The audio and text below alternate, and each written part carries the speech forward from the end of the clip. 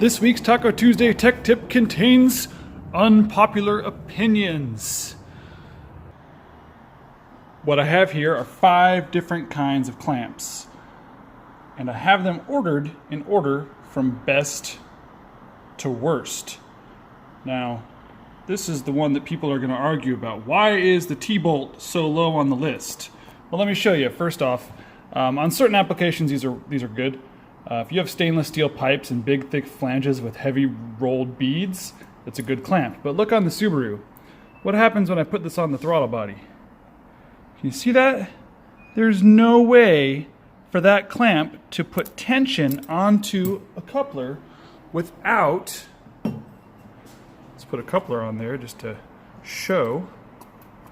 When I tension this coupler, the clamp itself is going to be clamping. It's not the right size coupler for the throttle body, but the clamp itself is going to be clamping over the lip.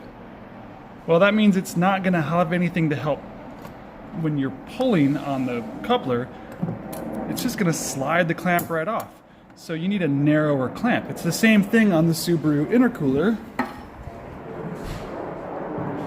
Same story. Here's the intercooler flange, and there's your clamp. Now you can see if it was flush against the intercooler, it would barely be able to provide tension onto the coupler before it came over the bead. Throw those in the garbage. They're terrible. Next, well, let's go with the next worst one. This is what I call a split back clamp, and this clamp here, when you tighten it down, that little spot right there starts to separate.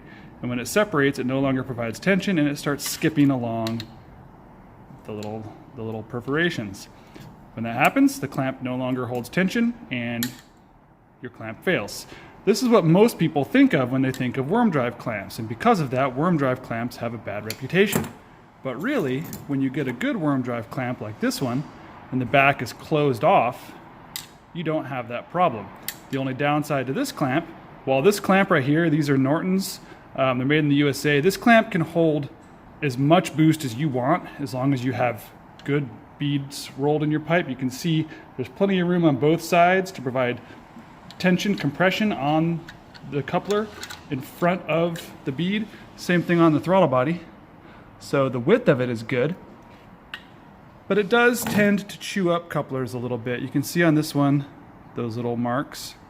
But even then, it's not going to destroy the coupler, and it's only if you're taking them on and off that they tend to be problematic. And if you plan on doing that, you can get one of these. This is a lined clamp. It's very similar. The only downside to these is because it's thicker going through here, going through basically through where the clamp is, they don't tend to hold as much pressure before they do finally pop. But they are very good and they don't damage your couplers. And then these ones are kind of a hybrid in between. This is from Grip. The downside to these is because they're not fully perforated through, while they don't mess up your couplers, you just can't get very much traction on them before they fail. So there's my clamps. Unpopular opinion is that T-bolts belong in the garbage.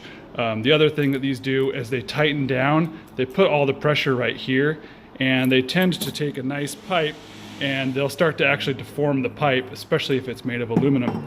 If it's made of steel, they work okay.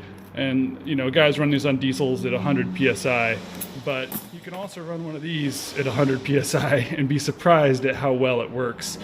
There are some other clamps that are a little bit more fancy on the market, but these are the ones that are readily available.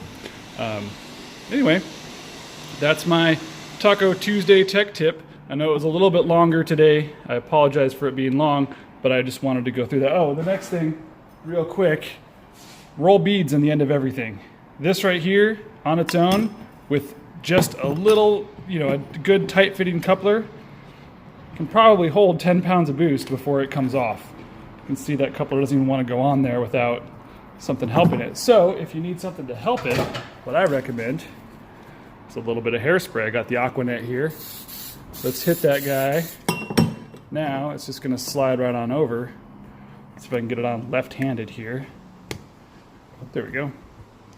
And now that it's on there, you can see where the bead is. You want your entire clamp to be on this side, but you definitely don't want the clamp to be off the coupler at all. So Basically, I would put the clamp so it's like that. So there's coupler on both sides of the clamp. So you got a bead, you got a clamp, and then you've got some silicone on the inside. And that's going to provide the best seal. If you put that on there, and then if obviously this is too big of a coupler, like I said, but you put that onto the throttle body, that would never come off. Any amount of boost you could run through a gasoline motor, that would hold. And that's what we have for today's Taco Tuesday Tech Tip. Thanks for watching.